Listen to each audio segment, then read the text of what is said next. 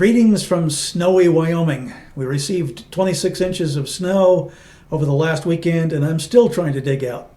In the meantime, I'd like to talk about a terrific feature of Pop! OS called Pop Shell. Pop Shell is a tiling window manager, and it is featured in both Pop! OS 2004 and 20.10. Those two are quite similar versions of Pop! OS. 2004 is a long-term support version of Pop! OS, and that means that it has 5 years of support, whereas the continuing versions of Pop! OS will come out every 6 months, and until we get to version 2204, that'll be the next long-term support release. And so each of those releases come out and have 9 months of support. So I'm running 2010 on this computer, but the support length is shorter because I chose to have the newer version of the operating system. Pop! OS 2004 started with kernel 5.4, but it did get an update to 5.8. So basically the kernel versions in both of the operating systems is essentially the same. The desktop environment that's called Gnome is an earlier version in 2004, it's 3.36. Later version is 3.38. If you have installed 2004, you'll have default applications that'll be a little bit older. And if you have 20.10, you will have default applications, the pre-installed applications that will be newer versions. Pop Shell, however, is the same regardless of whether you have 2004 or 2010. If you happen to notice that you've gotten a little bit of an update, a new feature is showing up in Pop Shell, it's guaranteed that you'll have that version regardless of whether you have 2004 or 2010. That Pop Shell stays updated all the time, so that's good news. Since Pop Shell layers itself over the top of the desktop interface of Pop! OS, we need to talk about it. The desktop interface, referred to in the Linux world as the desktop environment, is Gnome. Now, with Pop! OS 20.10, that's Gnome version 3.38. Now, they just have a few minor fixes there, but I do want to bring out one particular change that they made. There are a suite of applications that you get along with the Gnome environment, things like your file manager, disk manager, things like that. Boxes is one of the components that you get as a part of the Gnome environment. Boxes, maybe I should say Gnome Boxes, is a virtual machine manager. And in the past, I have avoided using it because I kept running across a flaw, and that flaw was no sound.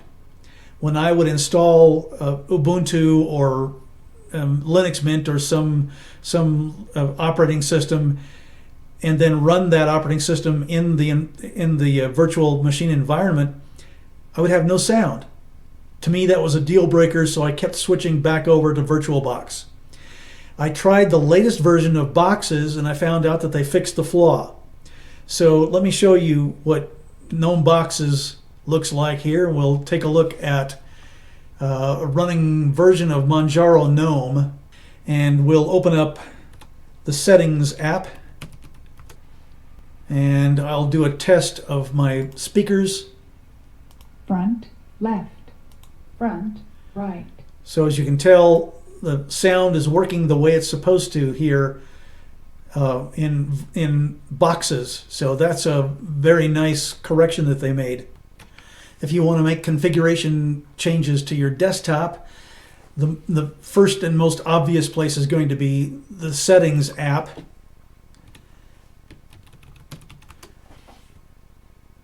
The Settings app has a total of like 26 different categories over here on the left-hand side, and that's where you're going to make the majority of changes and tweaks to your operating system and the way it appears. In the past, Gnome users would just reflexively install Gnome tweaks. So I could say, I need even more control besides what's offered in settings, and so you'd install Gnome tweaks. Turns out that's not particularly as important as another app that showed up that I don't even know when it started to show up. I think I missed it because I was so used to putting in tweaks. And most of the time I would use tweaks to get control over my extensions. Didn't even realize that they had thrown in the extensions app. And so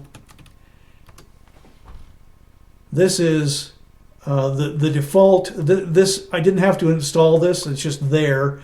And so you've got built-in extensions listed down here. I think there are 7 built-in extensions as far as Pop! OS is concerned.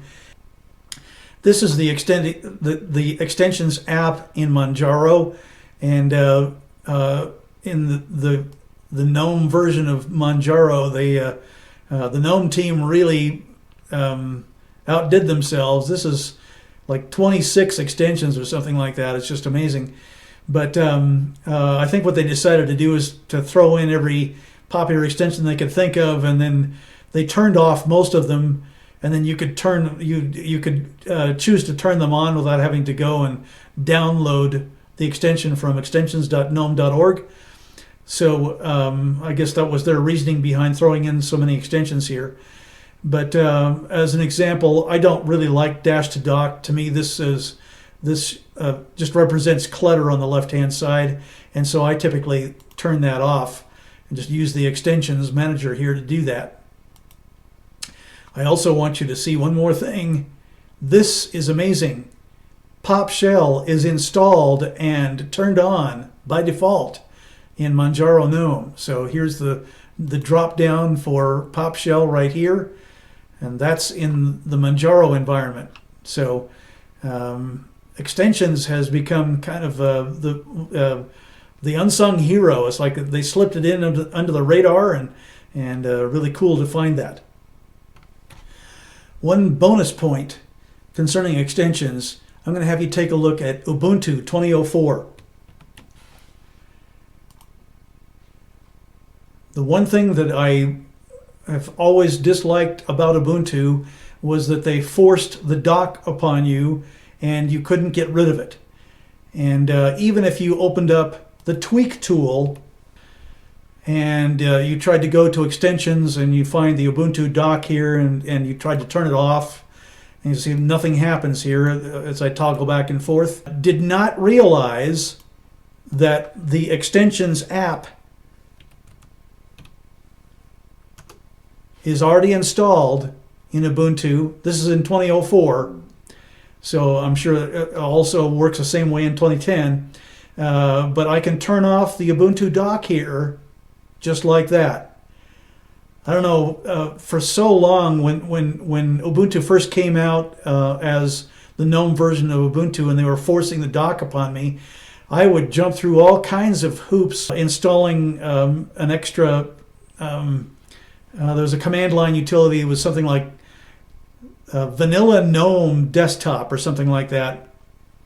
And that would create an alternate environment where it would turn off the Ubuntu dock so I wouldn't have to see that all the time.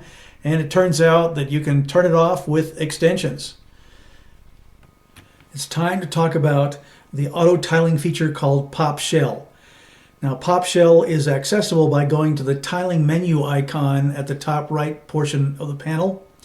This is a drop-down menu, and when I click on that, I have the option to turn on and off the feature, and I can make some configuration changes across in here, and I'm detailing some of those changes over on my slide here to the left.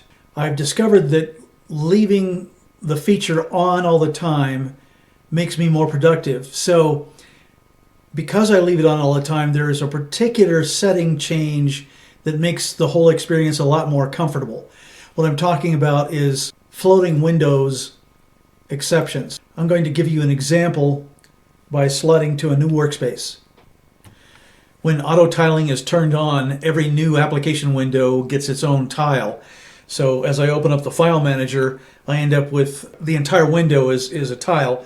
But if I open up a second program, I'll open up the Firefox web browser, then you'll see that it shows up as a tile to the right. We'll go to system76.com and go to their pop version portion of their website here. And we're talking about the pop shell here in this case. Now, if I open up another window, typically that's going to tile itself again. But if I open up a window like the calculator, then this calculator window is a floating window and it doesn't try to join and become another tile. That's because I made a change in floating windows exceptions.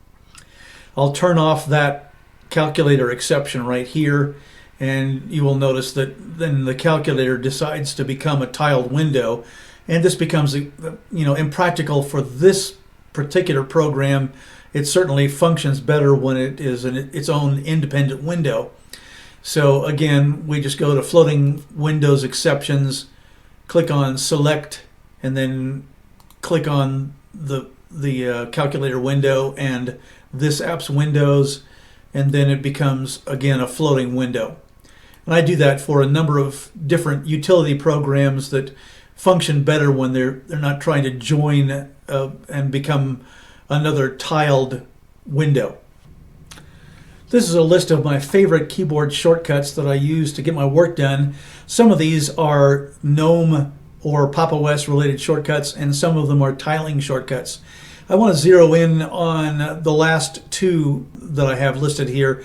The toggle stacking mode shortcut, which is Super S, and I'm going to show you how I end up using that a lot. Let me open up Firefox web browser again and show you the problem that we encounter with that. So here's Firefox again. Now this just decided to split my left side of the screen into two side-by-side windows. If I didn't want that, I can press Super O, and that will cause them to be top and bottom windows instead. And I didn't want that either, because really I like to have my slideshow window occupy the full height of the screen, and I would like to have Firefox occupy the full height of the screen. So let's start over again here. I'll quit Firefox with a Super Q command, and then I'm going to turn on the stacking capability by pressing Super S. And I get a master title bar across the top, so to speak, and that title bar is going to create tabs for any new programs that I open. So let me open up my web browser again, and as I do that, you will take note that I end up getting two screens that are occupying the full height of the screen. So Firefox is occupying the full height, and if I go back over to my slideshow, that's also occupying the full height. So they're just accessed by clicking on the tabs in that case. Now I can also access those tabs just by pressing Super and then left arrow. So that's the switch windows command. It's very much like Alt Tab, but it's the visual equivalent, that's the tiling equivalent of changing windows. So if I press Super right arrow again, I go back over to Firefox. If I had a third tab open, if I press Super right arrow, I would go to that tab. Since I'm at the end of the tabs on the left side of the screen, if I press Super right arrow again, then I activate my configuration window for my webcam. Super down arrow activates the webcam screen itself, and then Super left arrow goes back over and activates the Firefox tab, and Super left arrow activates my slideshow. A couple of months ago, I was doing some extensive PDF editing, and as I was doing that, I started to realize that auto tiling was really helping me to get that session accomplished. And so I decided that if I could reproduce some of the steps I was taking to do that PDF editing, that would be a good demonstration of how auto tiling can really help to enhance your work process. And at the same time, it'll be maybe a little bit of a mini tutorial on how you can do PDF editing in the Linux environment. Now here was a scenario. I'm a keyboard player for my church praise team. The music pastor had assigned us 5 songs for the ending for the services that were at the end of January, and so I needed to download those PDF chord charts from our online planning center service. And after I downloaded those individual PDF files, I needed to combine them into one PDF file and then enhance that file with some musical cues and helpful graphics. If you've ever dealt with chord charts in the past, you know that they're sometimes really unhelpful. So it'd be good to add some extra enhancements.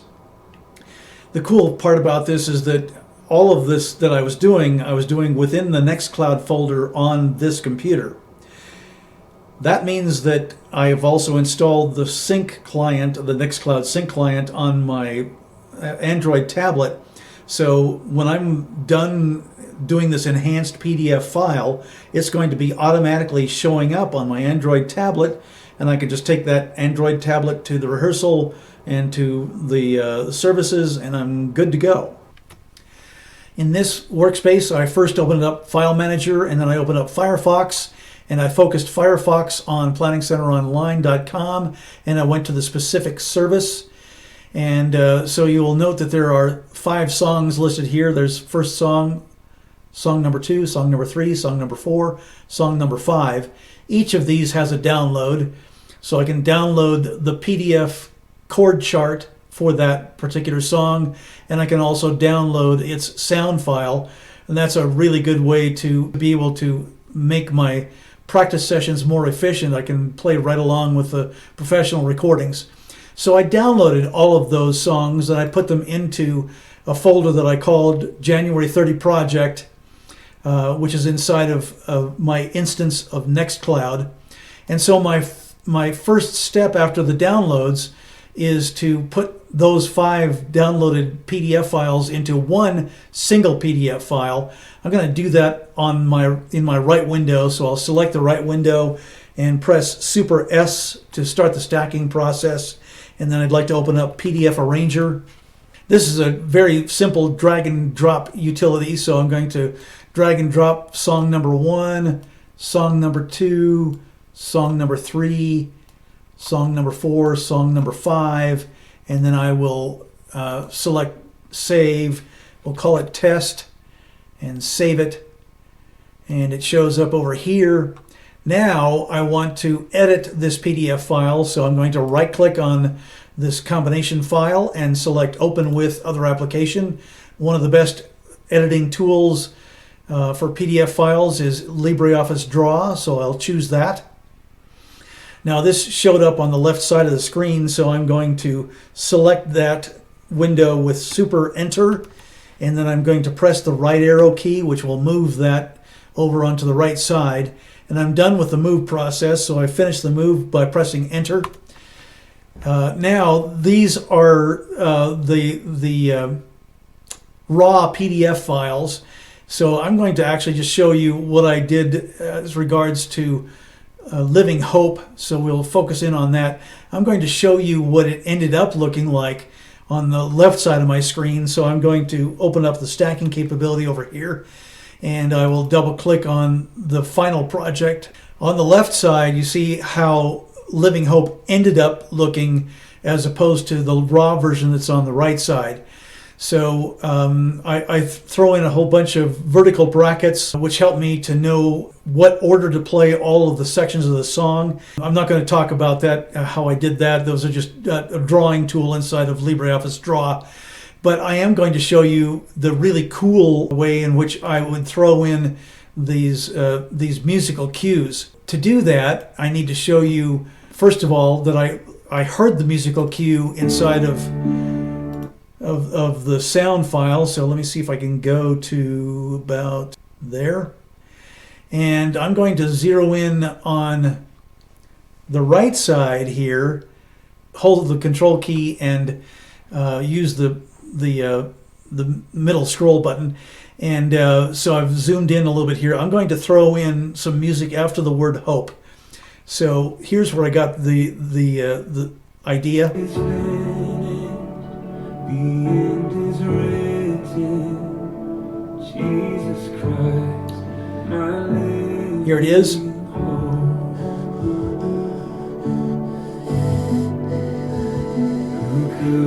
So we heard da da da da da da da da da da. The keyboard player is expected to insert that 2-bar melody right after the word hope. So I'm going to create a musical cue by slotting to a new workspace and opening up Muse Score.